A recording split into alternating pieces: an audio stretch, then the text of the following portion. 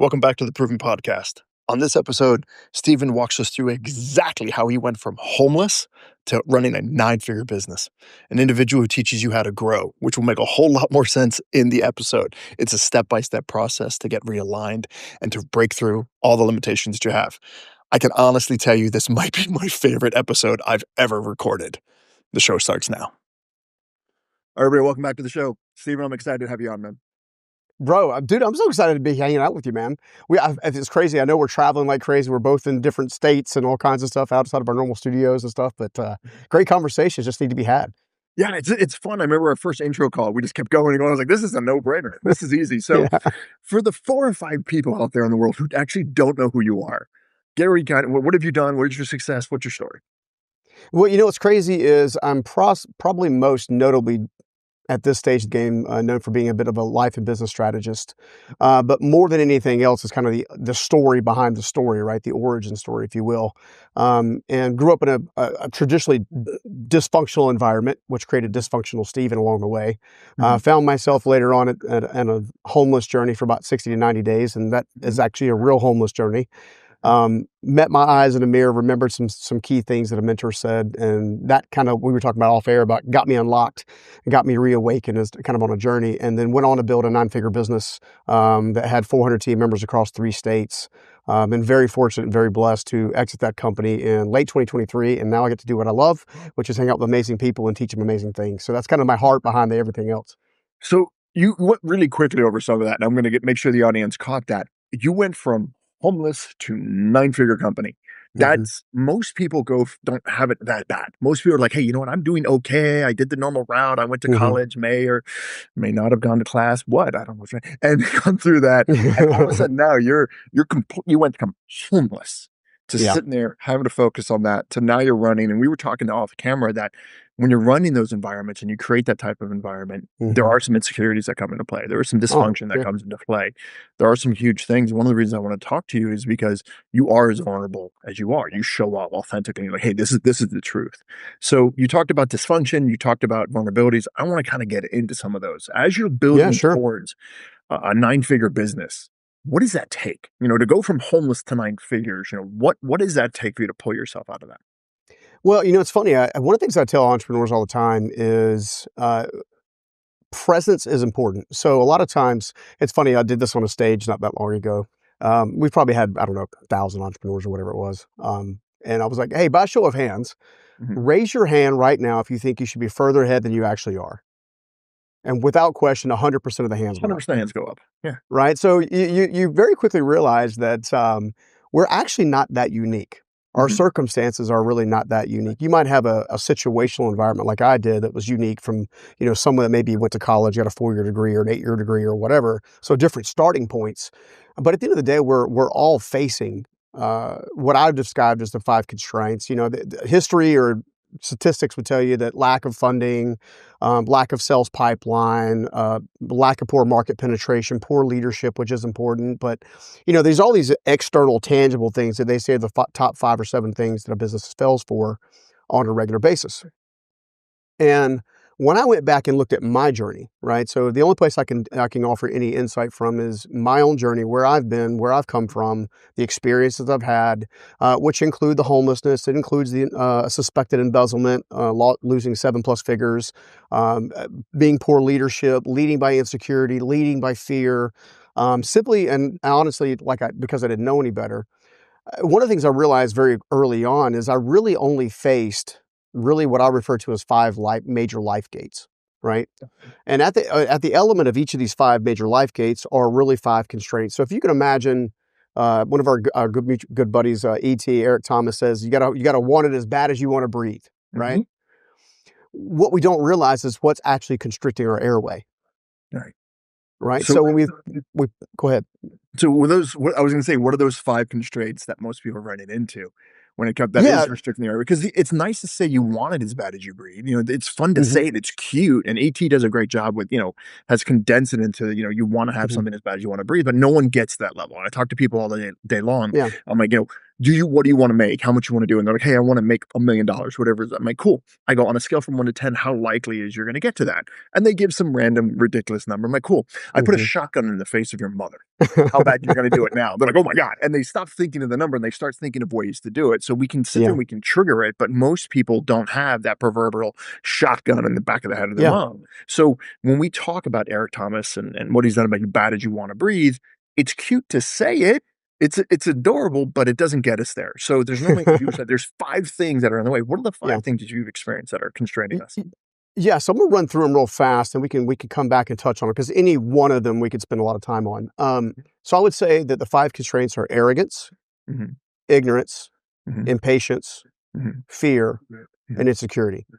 Gotcha. And it doesn't matter where you've come from, where you've been. I mean, literally, I see these same 5 things over and over and over. And I first learned them myself. So let's talk about the polar opposite. So the opposite of arrogance is teachability.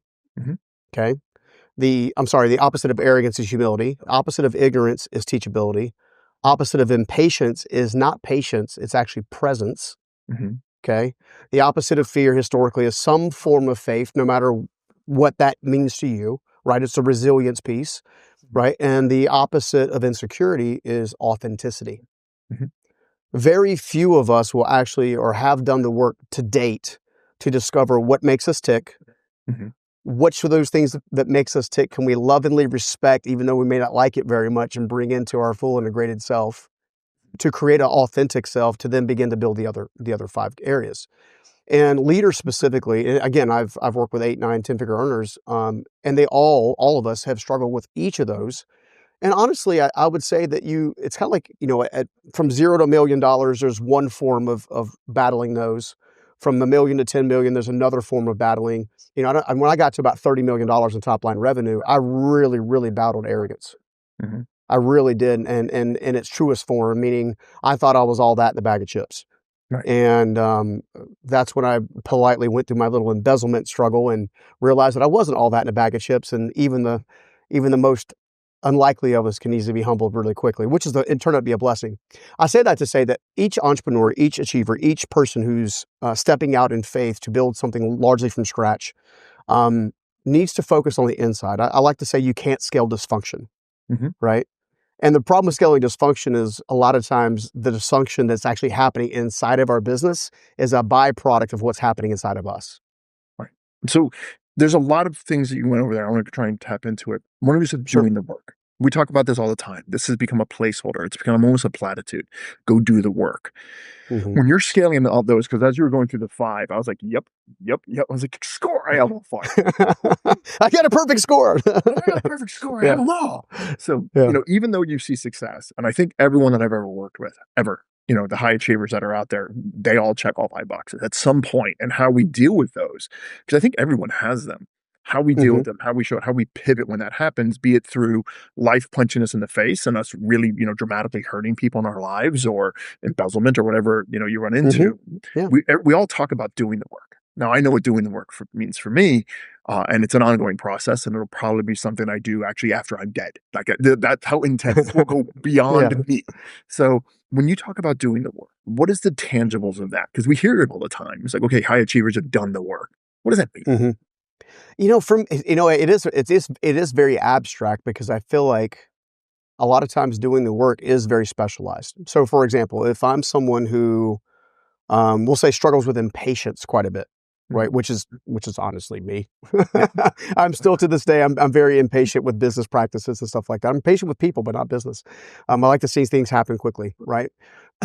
So the opposite of understanding that is first of all, I had to figure out what the root cause was. Mhm. What is the root desire? What is the root of why I feel the need to get things done quickly? What is my nervous system trying to say about that? Mhm. And for me, it was a matter of safety. So if you go back in a little bit of my past, Mhm. right, there was always an urgency to getting food, getting shelter. Like there was always an urgency to getting safety, right? Right. And because it was always an urgency, it became a pattern that became a subconscious pattern that kept running and running and running and running. Where it affected me in business and relationships specifically is it would cause me to rush ahead and actually respond Right. I'm sorry, react to situations rather than respond to situations, or create emotional. In fact, I would say it this way. It's probably the easiest way to say it. Almost every major decision or major result that I get that I didn't want, bad decision, bad result that I had, came at a moment of emotional dysregulation. 100%. When there was so much anxiousness inside of me that I was just like, Yeah. this is a temporary, okay, just do that, right? Thinking I can, and that one decision, ironically, from coming from that place, would cause 5 more problems. Had I slowed down, developed some presence, sat in it, actually just got my breathing under control, making sure I was regulated. Had I done that, then what would have happened is I would have been able to make a data-driven decision. And I don't care who you are, you hear all the time that if you can make a data-driven decision from a strategic vision mindset, then all of a sudden the decisions start to make for themselves and you start to grow and prosper and scale. Problem is, 9 out of 10 entrepreneurs never break 7 figures in top line revenue, or maybe it's 8 out of 10. But it's a vast majority of us. Right. Historically, with the folks that I've worked with, in almost every case, there's a resistance, a complete resistance to going inside to figure out what makes us tick. So I had to stop what I was doing. I had to go and actually do some research. I started a journal practice a long time ago. I call What I Hear You Say Is. Whether or not you believe in God is irrelevant. It's a practice of listening rather than speaking, right? So I've discovered that starting your day with presence will help you end the day with presence, right? If you start the day with erratic behavior and anxious energy and just running out the door, just jumping every place, like you're gonna cause yourself problems. So I feel like the starting point is radical honesty, right? Can you be radically honest without guilt, shame, or condemnation? Right. I think a simple example is when people are driving, and I lived in South Florida, and the drivers are the best in the world. I swear, they're not a problem whatsoever. It's not my experience. Oh my god! So, and I would sit there and I'd be driving back from work or going to the store or whatever I was doing and listen to things like Rammstein or Metallica and Mhm. all that. And all of a sudden, I'm just like, I'm gonna drive. I'm gonna follow you home. You cut me off. I'm gonna light your goldfish on fire. Yeah. I'm like, that's it. You're dead. Everybody dies. And I remember at one point, it was so bad that I was shaking where I couldn't control the vehicle. So I physically pull over. I pulled over and I Yeah. threw the hazards on. And I'm like, okay, what's actually going on? I was like, what is actually going on? Stopping it and going, okay, I don't feel safe. And then having to go through and say, okay, because I'm a scuba diver and I've done this enough when I've had just freaked out underwater when you're 80 feet underwater, like I'm going to drown. I'm like, wait, time out. Is your regulator working? Yes. Is your first aid working? Do you have air? What are you talking about? Just what? So being Do able we to have sit there and time go, for a safety stop? exactly. And Yeah. also, in the worst case scenario, can you spit and do an emergency ascend? If you can do that, can Mhm. you spit out your rag and do an emergency ascend? Which please don't do that. They're not fun. I've had to do it. Not fun. Uh, So, but being able to pull over and to stop and run through the checklist and go to that root cause of, okay, am I actually in danger? When I'm on the road, like, am I in danger? Am I not safe? No. Okay. So is this a perceived reality or an actual reality? Being able to stop that. And to your point, every time I've run into problems with bad decisions, it's always driven by fear or emotional response. Some of the most successful people I know are absolutely on spectrum. They're being autistic or anything else because they have this disconnect between emotions and not. Everyone else I know, the high achievers out there who are not on spectrum, have learned how to disconnect the emotional response to the Yeah. logical response. So Yeah. since we've already discussed it, I check all 5. Go me. Um, when you're Me running too, buddy. yeah, we've been there. You know exactly. Yeah, it's like a mirror. It's awesome. Yeah. So when you're running into these and you have these and you're working through these, how do you deal with the arrogance? How do you deal with that next one? So here's crazy part is if it's deeply rooted, so you have to realize that arrogance is deeply rooted, ironically, in the common denominator, the other constraint called insecurity. 100%.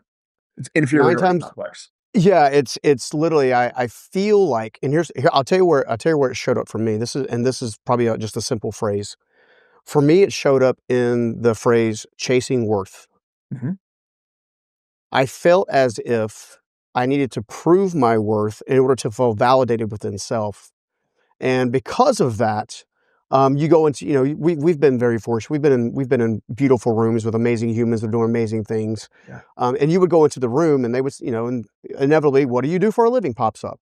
And then, and then you kind of go down the laundry list of your credibility markers and I just finally decided at one point in time, I finally got to a place I was like, every time I do that, while I've done pretty cool stuff and been very successful in some elements, What really makes me unique is now my ability to just to have my worth based on me. Like, I don't need to prove myself to anybody at this Right. stage in the game. I'm out here trying to serve because I think everybody should, if I could help someone understand things earlier at an earlier stage than it took me to, I can help them resist a lot of pain.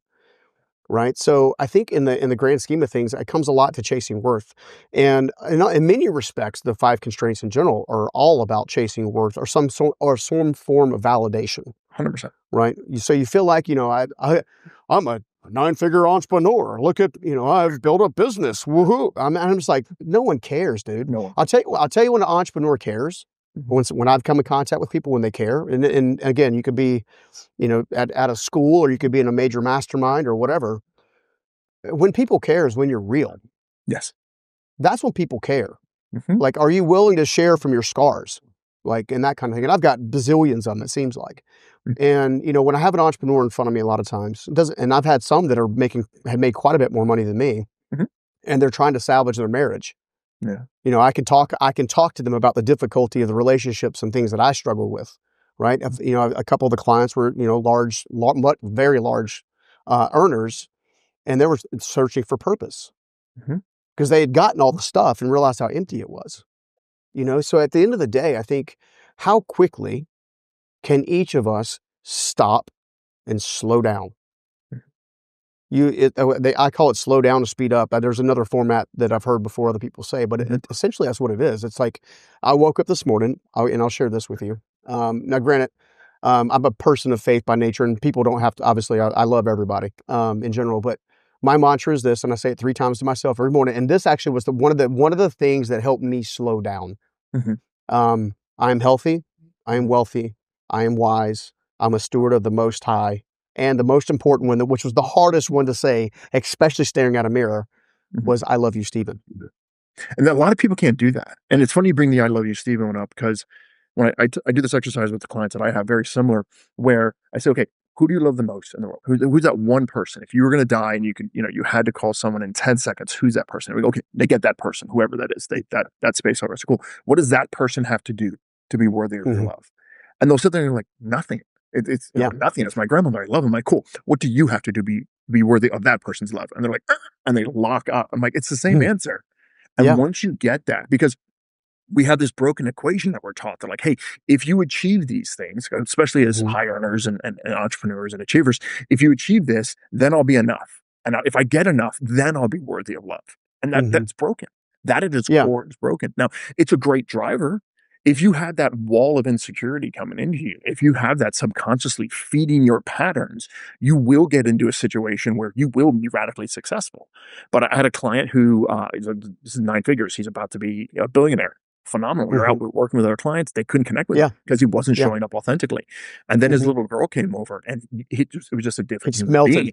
Yeah, Yeah. she sat there and he held his little girl, and she's sitting there and she was talking about her tooth was coming out because she was losing one of her Mhm. teeth. And he's talking, and all of a sudden he just turns into it. And they stop and he goes, okay, cool. He goes, okay, I'll talk to you later. Daddy's got to finish this. Turns around, and all of the other people that were trying to do a business deal was like, all right, we're done. We're signed. Yeah, 100%. What do you want? We'll give you Wow. everything we have, because they saw the version that he was too afraid to show up vulnerability with, to have that type Yeah. of vulnerability. Like, here's who I am.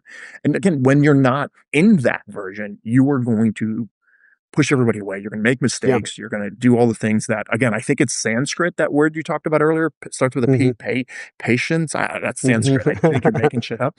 But as you're going Yeah. through those, I think it's fed really high on this subconscious level, because everyone comes to on coaches like you and I, and they say, hey, how Yeah. do I make 9 figures? Yeah.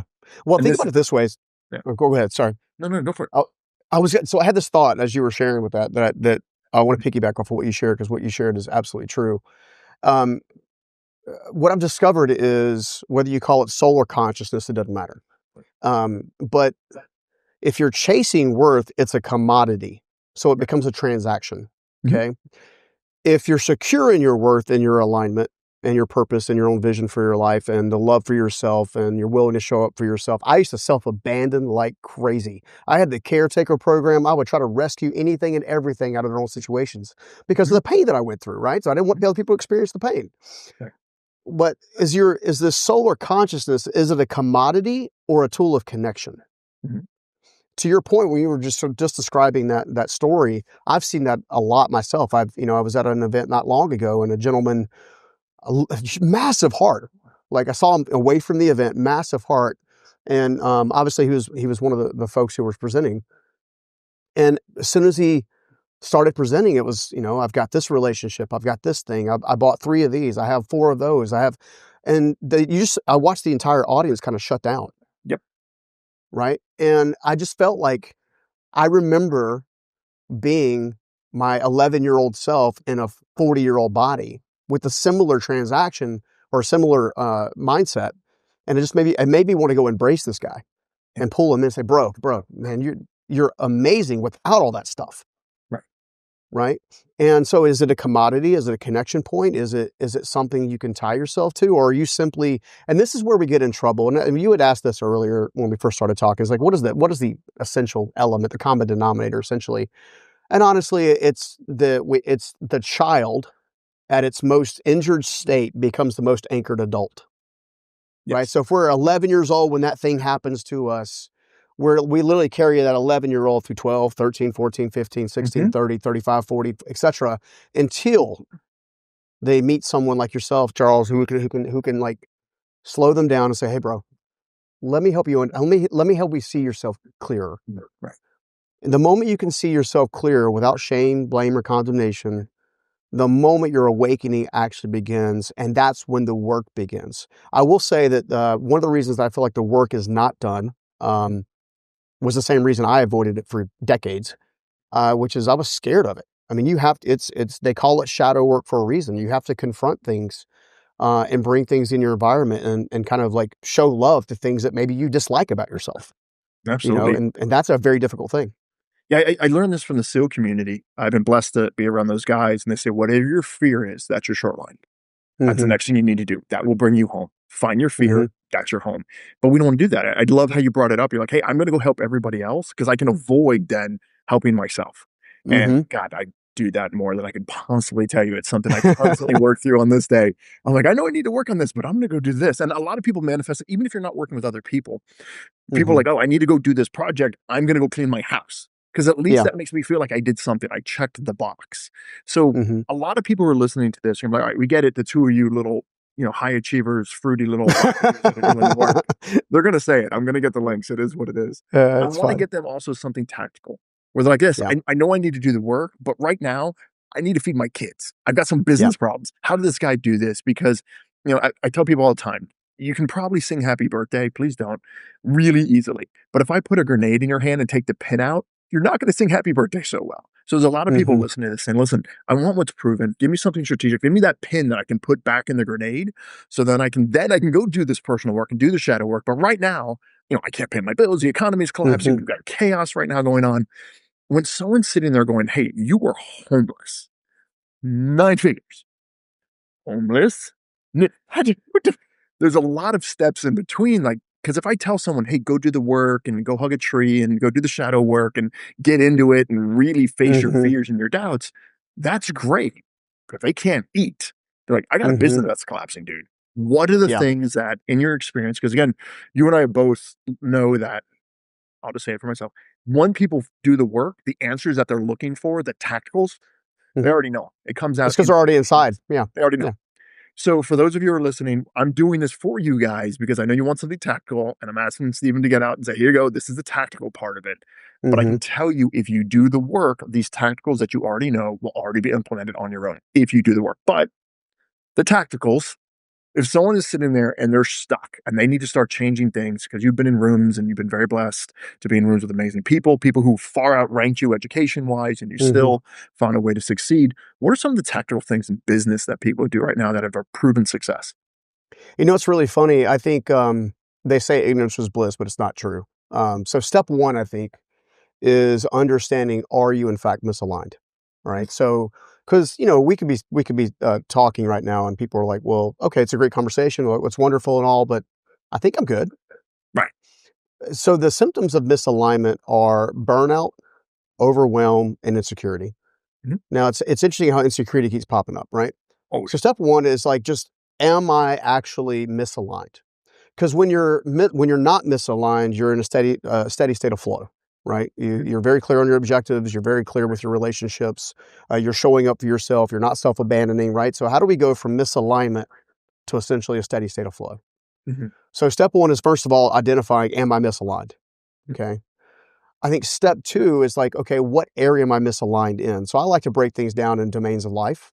Mhm. Because I'll find that, and I'm sure you found this as well. You'll have several folks that are really strong in their relationships, but their business is really struggling, or they're very good in business, but their relationship or their health is struggling. Right. So I used to draw out a quadrant. I used to call it the quadrants of conflict. So emotional, physical, financial, and spiritual. And you can just literally scale a 1 to 10. 1 to 10, where would I rank myself right now in my emotional well-being? So emotional, a lot of time, obviously, is how you feel about yourself, how you feel emotionally. Do I feel out burned out, overwhelmed? Do I feel like I'm in a steady state of authenticity? And just kind of use a rank. And you say scale of 1 to 10, 10 being the highest. Am I a 7, an 8, a 3? Mhm. And what'll happen is you'll all of a sudden get clarity on where you need to focus first. You mentioned to it just a second ago with your SEAL clients and the people we work with, the SEALs in that community, is the greatest place of fear, Mhm. right? Historically, the greatest place of fear will show up as the most common lowest number on that quadrant, Mhm. right? Once you identify that, I think the next step is to actually go and get some help. When I say help, I mean find someone who's really strong in that category, Mhm. who can give you best practices to begin to work on that while simultaneously actually beginning to maybe backtrack a little bit. So I like to say it like this. Those are the tools that I use to um, identify my roadblocks. So used to use a framework called G.R.O.W. So gain perspective, recognize slash remove roadblocks, organize a plan, and work the plan. Mhm. That's literally step 1, 2, 3, 4. So gain Mhm. perspective is, where am I shortcoming? Where am I not being honest with myself? Where do I need coaching? Where do I need mentorship? Where do I need training? Where do I need information? And where do I just need to sit with myself? Mhm. So many times the gaining perspective is just sitting in quiet. So many of us can't even go to the bathroom without taking our phone with us. Mhm. Right. So if it that means you need to stop, that means your nervous system is already looking for a steady state of distraction. Mhm. Right. Once you can get some perspective on what areas need to be focused on, then it becomes just ask one question. Where are the potential roadblocks? I guarantee your brain and your nervous system will put them in front of you. Mhm. Well, you know what? These three relationship over here, they're actually are probably not that healthy. They're actually pulling me away from my partner. They're operating in this environment of life. My partner's operating in this environment of life, right? And then you organize a plan. You get the key people around you that you need around you. You get the key information inside of you, and then you have to apply it, which may require prayer, meditation, mindset shifting, belief management. Because limiting beliefs at the subconscious level are essentially guiding 95% of your behavior patterns. Mhm. So I believe in focusing on subconscious matters more than conscious matters first, because I want to bring the subconscious to the conscious so I can address it. Right. So a lot of times the step-by-step framework is obviously step one, am I misaligned? Step two, where am I misaligned? Step three, what resources can I bring in to get aligned? And step four, how can I measure my overall alignment? And step five, how can I continue the process in its simplest form? Right. So when you're going through this, we talked about purpose a lot. And I Hmm. think as people are going and they gain awareness, so they get to the G, which is, gaining the awareness, a lot of people are going to realize some of their patterns that may have Hmm. not been the best. It's the nicest way Hmm. to say this. Maybe you've done some stupid. Maybe you've broken laws. Maybe you've betrayed yourself. Maybe you betrayed your partner. Hmm. Maybe you've done these things and really gotten lost along the way. Hmm. A lot of people get stuck there and they Yeah. don't understand that their past is not who they are. Their Hmm. past was a lesson, and you can be Hmm. beyond that. How do you get your clients to walk through that once you gain that awareness? Because that will lock them up. And Yeah. again, I agree with you 100%. Silence is a gift. When there's Hmm. I've done silence retreats. I've done completely quiet for a week. I've done the ones where it's complete blackout. Hmm. All the answers you're looking for are internal. Period. So Yeah. getting that silence. But when you get that awareness, you're like, oh, I'm whatever. I haven't worked out enough. I haven't done what I needed to do. I've lied about this. I've betrayed these people. I've Hmm. failed here. And you have all of this and this wall of just shame, which will feed the Hmm. insecurity bug. How For do you get sure. people past that? Because I mean, again, we all have this insecurity. We all have this I'm not enough. Everybody I Yeah. know, I don't care who you are. I've dealt with people who were literally on covers of magazines feeling insecure that they weren't attractive enough. I'm like, here's the magazine cover. Yeah. Okay, awesome. So when you're going through that, how do you get past that initial, you know what? Yeah, I could have done A, B, C. And I am lying to Mhm. myself and I'm not doing what I need to do, or I have done these horrible things in the past. How do you get them past that? I think the key aspect is understanding you will always be limited by your labels. Mhm. Okay, so I'll give you an example. So labels, we talk in forms of labels. So I've been divorced, I've been cheated on, I've been addicted, I've lost my kid to suicide. I've like all these different. These are all labels. These are all Right. things we take on. Ironically, that are actually experiences and lessons, but we take them on as identity. Right. Right. And because once we understand that we're limited by our labels, we become objective to our labels. So I'll give you an example. So a quick reframe. I can either say I am divorced, Mhm. meaning I've been through a divorce, Mhm. and that essentially and subconsciously will can placate in my potential for future relationships, or I can say I have experienced divorce. I have experienced embezzlement. I have experienced homelessness. I am not the homeless high school dropout that I was when that experience happened. I'm a very different person now. And there's a 25-year window from that moment to when I exited the company, right? With lots of things in here. And essentially, one of the exercises you can do is you can go ahead and list the top 10 labels Mhm. that you've been living by. Okay. And what that does is that'll bring awareness to that. And then the next part of the exercise would be to take those 10 things and reframe them. Mhm. Reframe them as experiential elements that taught you valuable lessons. And then just like Viktor Frankl says in Man's Search for Meaning, is like once you have the lesson, once you have the meaning behind the lesson, the pain, the discomfort, the shame, the guilt, everything associated with that lesson Mhm. dissipates because now you have the meaning of why that lesson was so important. And when it comes to purpose, it ties directly to purpose because I believe that the reason humanity is so connection oriented is because we can all learn something from each other on a consistent basis. That means that by definition, whatever experience you've been through, whatever lessons that you've learned that offer value to someone else becomes a portion of your purpose. Right. So on stage a long time ago, and Rory Vade and I used to pick on each other all the time because we have similar quotes that have now been talked about. But I used to say the greatest purpose in life you'll ever have is serving the person you used to be. But it's not just serving the person you used to be now, it's serving the 13-year-old version of yourself, the Mhm. 18, the 19, the 22, the 30, the Right. whatever age group. But you don't do that. Like you can't do that until you identify the labels, Mhm. remove the limitation off the label via the lesson, and then begin to use that lesson to empower and encourage other people, whether that's in your family, whether that's in your business, whether that's in your community, whether that's at scale like we do. It I doesn't, think there's it's the same tool. yeah, I think there's some magic in that moment where like I'm not that 13-year-old anymore. Hmm. Everything I do is always trying to help out that 13-year-old version of me. I'm like, okay, Hmm. he was scared. He knew there was a way. And the running joke is Jesus didn't walk on water. He knew where the rocks are. I knew that there were rocks out there. I was like, Yeah. where the hell are the rocks? And that 13-year-old me was like, I knew there's rocks. I knew there's a way to do this. No one's going to tell me how to do that. And that Hmm. fear and that pain and that belief system I had to break, but I can consciously understand I'm not that 13-year-old. Just like Hmm. I'm not the person I was 5 months ago, or 3 Hmm. days ago, or Hmm. 6 years ago, or 2 years ago. We once were. So I think there's magic in that moment there to kind of pivot out. And whenever someone comes to me and they say, "Hey, I just got divorced," I always say, "Congratulations." And they're like, "What?" I'm like, "Congratulations." They're like, "I don't understand." I was like, "There's never been a couple that's been like, you know what? Oh my God, I love you so much. Oh my God, I love you too. You know what we should do today? Yes, we should get divorced." There's never Yeah. been a couple that's ever Yeah. said that in the dawn of time, ever, ever, ever, ever. Hmm. So if you had two people that are no longer compatible, mazel tov, congratulations, move on with your lives. It's Yeah. great.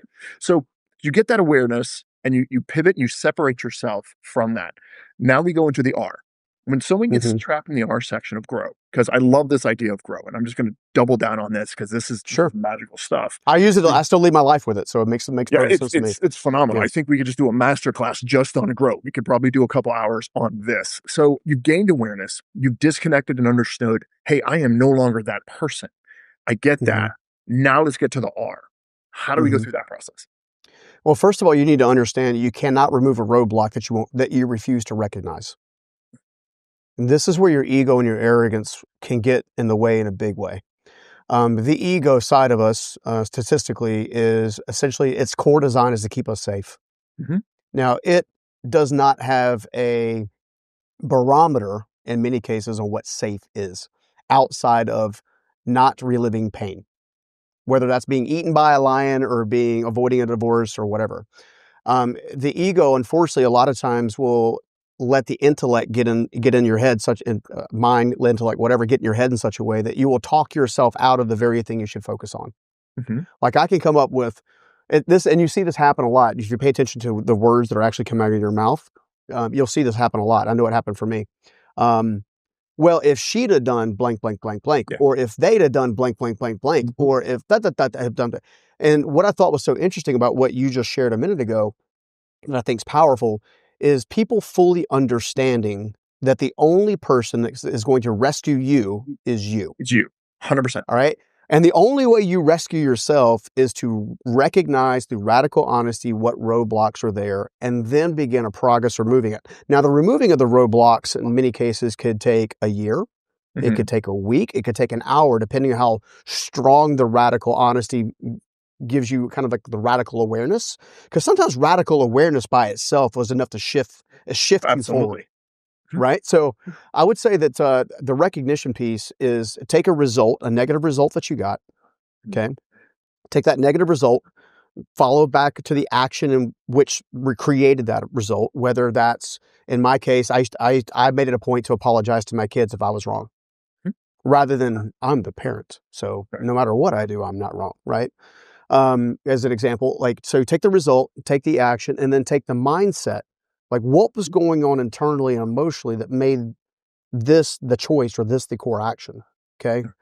That will give you like a little insight and then say, okay, well, where did this thought, this belief or whatever come from? And then sit with it in silence for, I don't know, for me on average, it can be anywhere from probably 10 minutes to about 2 hours Yep. before I'm like, and you'll have little flashes of your past that'll pop up. Mhm. Okay. And then when those little flashes of your past pop up, then inevitably what you're looking for now is you're looking for, what did what did that version of me really need? What was he or she really looking for Mhm. in that moment, right? For me, for example, growing up early on as a father who came back in my life around 12 or 13 years old, but was still very much a drill sergeant early on. Mhm. Like, why did I feel like I didn't want to speak up? Mhm. Because a drill sergeant, when you speak up as a drill sergeant, it comes, this kind of things. So then you end up chasing your voice. Mhm. See, these different elements will begin to show you where you're not showing up for yourself. And I'm a big believer that most of us who are struggling in life essentially aren't showing up for ourselves. Let me finish with this one thought, and then I want to hear yours as well. About 7 years ago, Time Magazine with a Harris poll did a survey of about 400,000 Americans. Mhm. Okay. And they were specifically researching essentially joy, fulfillment, kind of like feeling like you're living your best life. Okay. Over 70% of all Americans that responded to that survey said they were not living that. Mhm.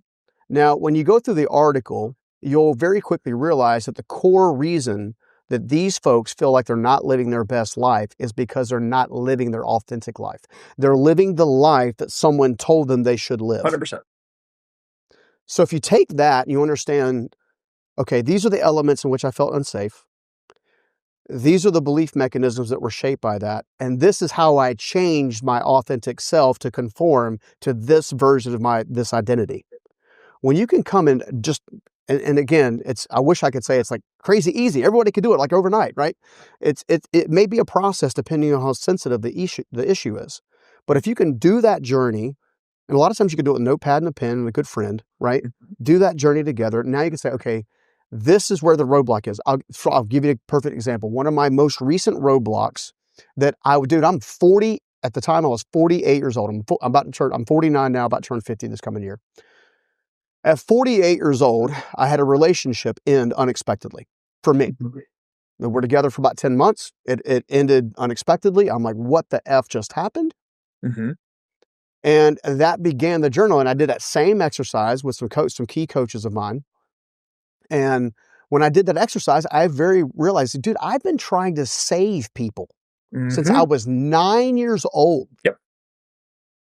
So some would call that the caretaker program. Okay. That's a major roadblock Yeah, given I the fact just that I'm did this 3 trying to years ago. serve at scale. Yeah, Yeah. I literally did this 3 years ago, and instead of focusing on my own bullshit and being Mm-hmm. present with it and science on, I was like, "I'm gonna save all these other people, and then if I save these people, I'll then be enough." Which all it did was Mm-hmm. betray everyone, which was all Mm-hmm. driven by this. Including ourselves. Oh, 1,000%. Which was all driven by this desire, this insecurity that I had that overcompensated with this level of arrogance, because all it Yeah. was deep down insecurity of me not being enough. I'm like, "Okay, well, if you don't think I'm enough, you're right. I'm better than you." So there's this hyper secure, which was also Pendulum just the swing. last part. Mhm. So it was just this Yeah. opposite loop, which just ended up betraying everybody in there, including Yeah. myself. And I think people don't understand when we say sit in silence.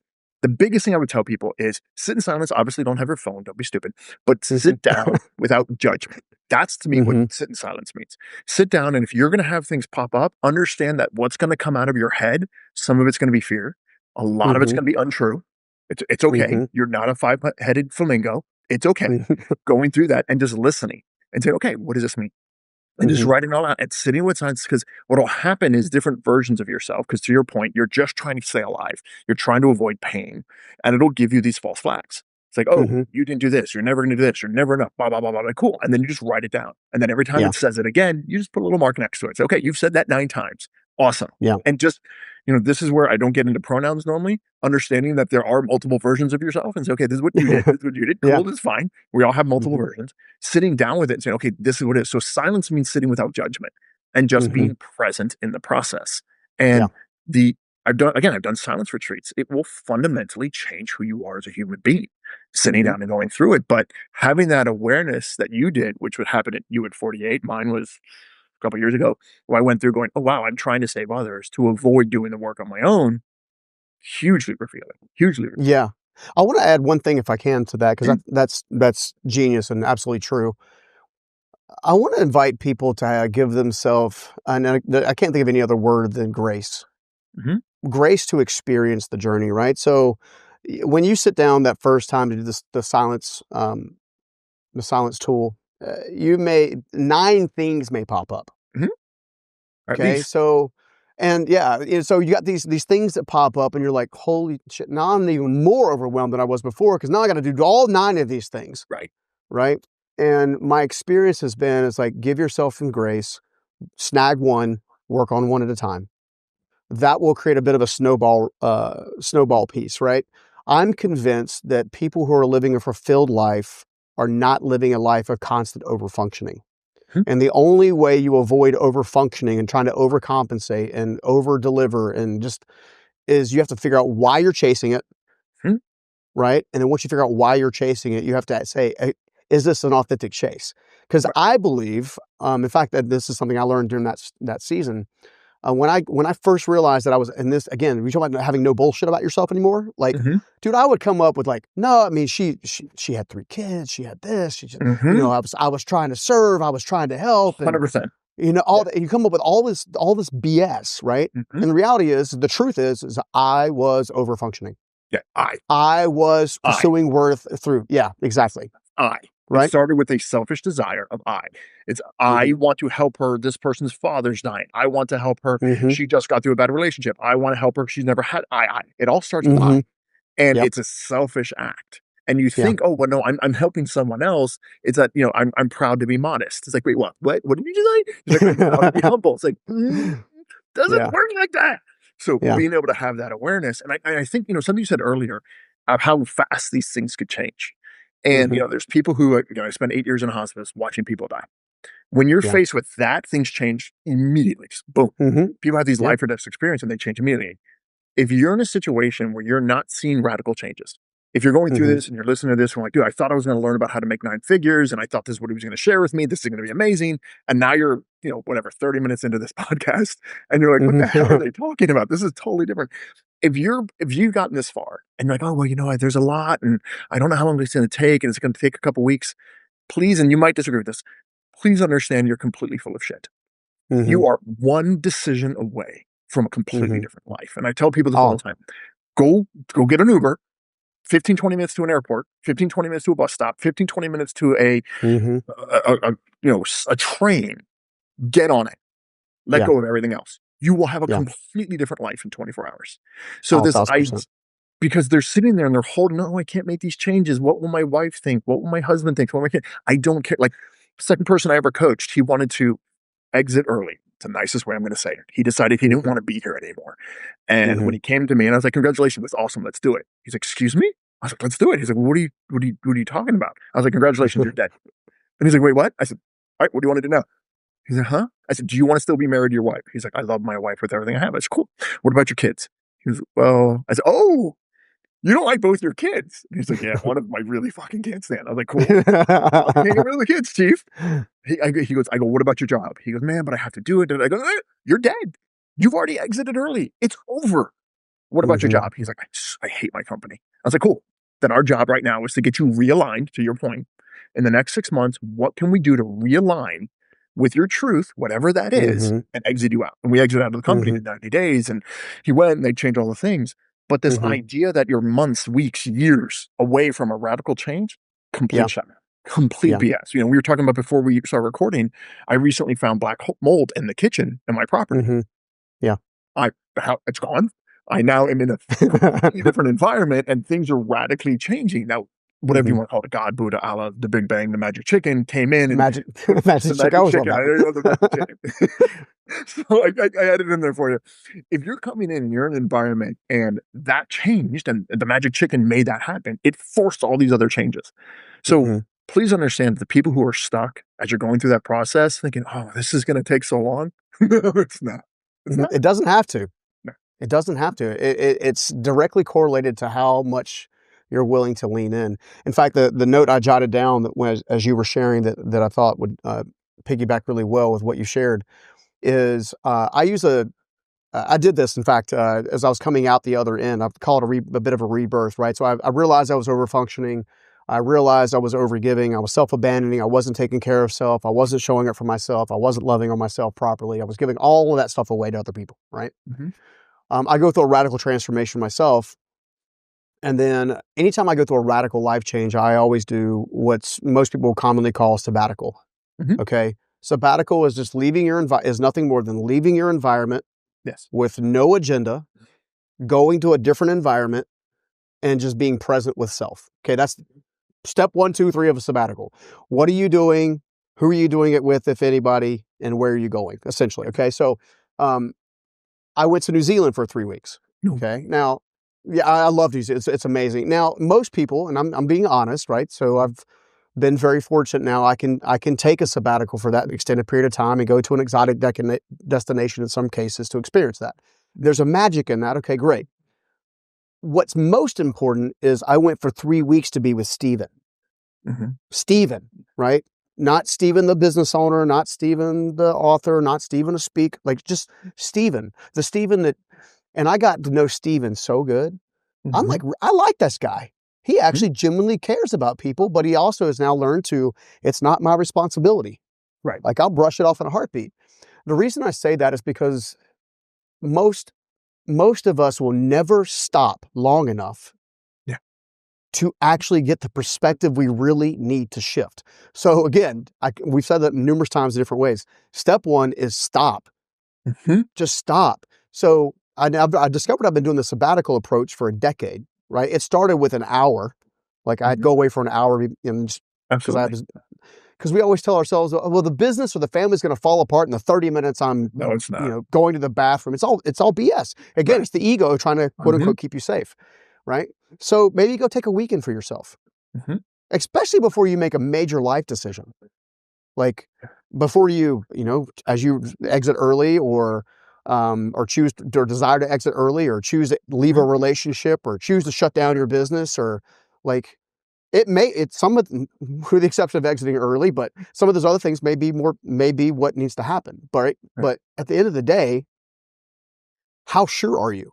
How do you know that you're making those decisions from a grounded place? So the bigger the Right. decision, the more grounded I feel like I have to be. If I need to go put my feet on the grass and sit there for 30 minutes or stand there for 30 minutes to breathe and just get centered, I do that now where I did not do that literally a year ago. I love that you So, didn't say the right decision. You said the mhm, grounded decision because there is no right mhm, or wrong. There's just grounded decisions. And one of the things they teach, and a friend of mine who's part of the IDF, People are like, oh, I can't find a moment. I can't find 30 minutes.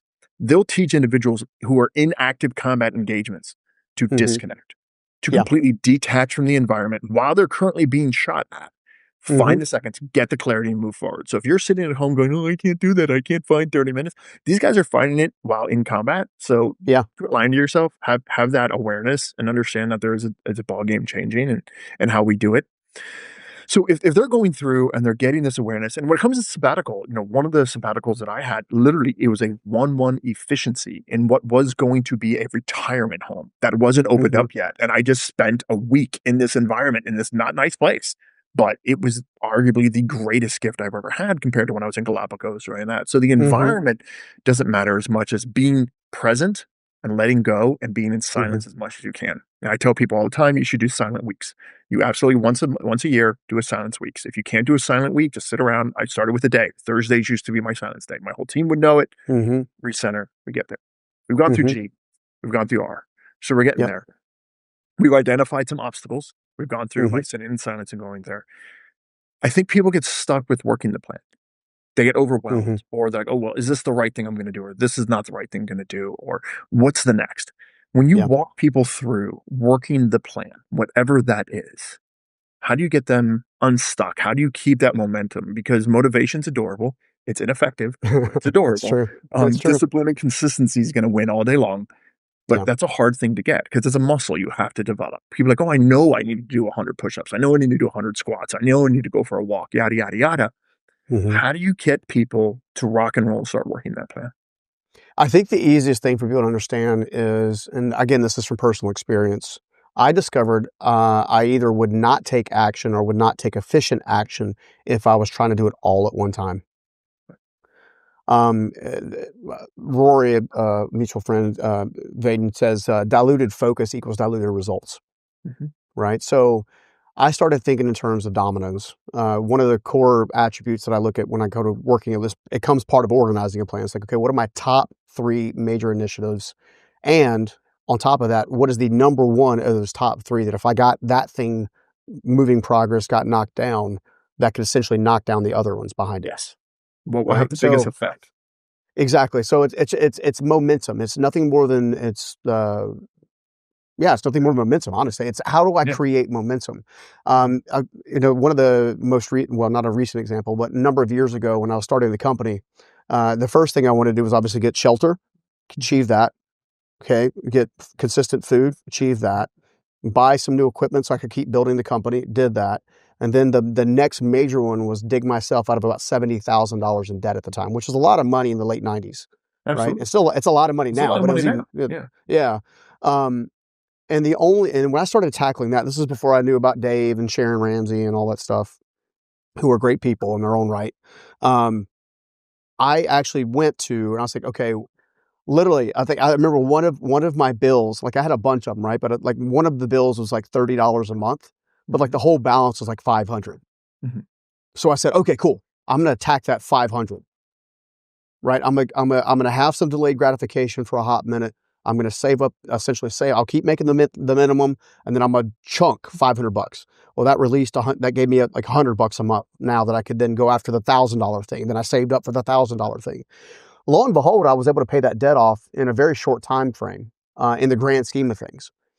But because I got singularly focused on the main thing. Financial stability was a big thing for me. It was one of the things that generationally my family has never been really good at. And I wanted it to change with me.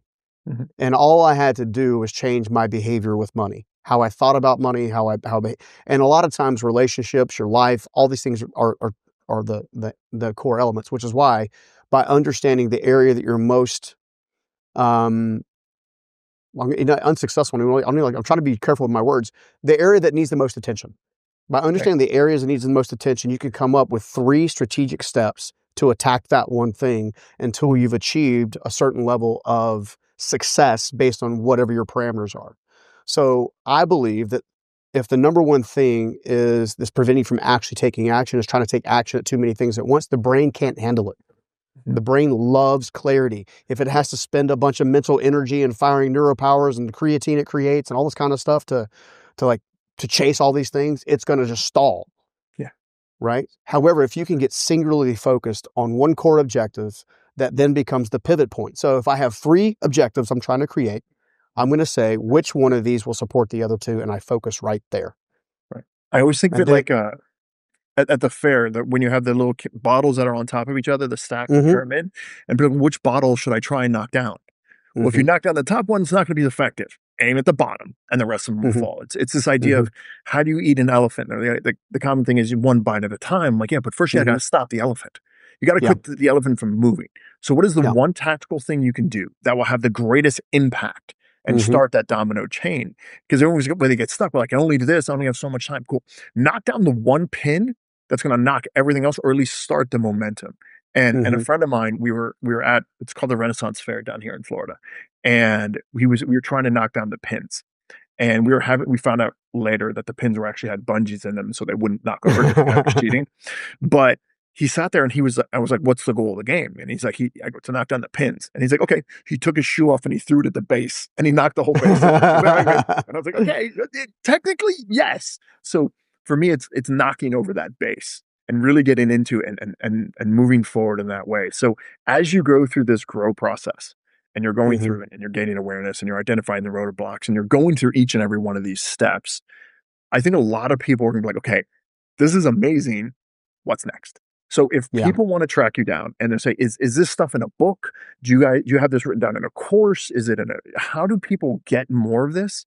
Because this is arguably my favorite podcast that I've done, and I could talk for another 3 hours. This is just I a, love you, bro, man. Yeah, you and I could jam all the time. yeah, In fact, as this soon is as we as soon awesome. as we have Safe Haven done, you have to come out to Safe Haven and hang out with me. I'll do it. Absolutely. After this, as soon as we stop recording, we're gonna knock it down. But if Yeah. someone wants to track you down and have more intel, and to do this, where can they find your info? How do they track you down? How do they get more of this? Because I think if people came in and it was the rope-a-dope, which was a distraction of homeless to 9 figures, all of a Mhm. sudden they're like, oh wait, now I have a tactical plan Mhm. to make changes in any part of my life, be it my Yeah. relationship, be it spiritual, be it anything else. Now they have this grow plan.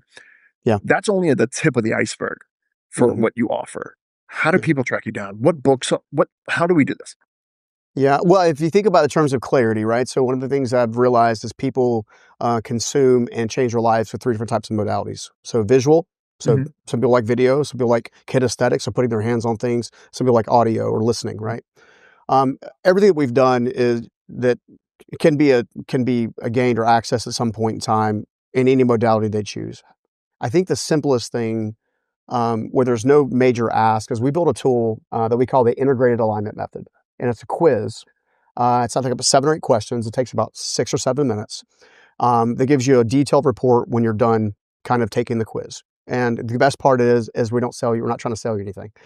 So this is a tool that I wish that I had for myself back in the day, that would have got me started sooner and got me on my path sooner. And your audience, if they want to, can find that at Stephen with a PH, so STPHEN, Mhm. Scoggins, SCOGGINS.com/alignment. So StephenScoggins.com/alignment. It comes, like I said, it comes with a workbook at the end of it's 30 pages or so that you can literally, it's basically, it takes all the things that we've talked about as concrete as we could in a podcast format, and makes it a lot more concrete, and you can go step by step at your speed and your level.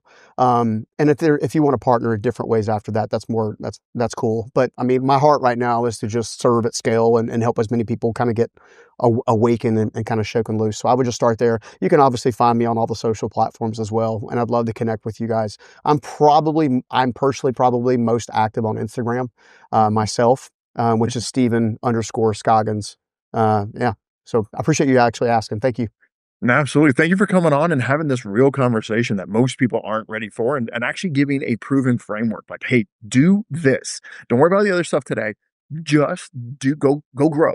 That's all I need you to do. Just go Go grow. grow. Go grow. Yeah. Go spend, the next 20, 30 minutes, go grow. And get quiet, turn your phone off. Just tell everybody you have a bellyache. Tell them you have food poisoning, you got to sit on the toilet. Whatever you need to do, go That's a good one. grow. Just go sit there and do it. And I appreciate you so much for coming on. Bro, I can't thank you for the opportunity to hang out with you and your audience, man. I love you to death, and I hope we added some value today. Absolutely. Many founders chase revenue, but Stephen showed that real growth comes from aligning identity, strategy, and mindset. Stop focusing only on external tactics. Start building the inner foundation that makes every decision, every pitch, and every partnership more powerful. Success isn't just what you build, it's who you become in the process.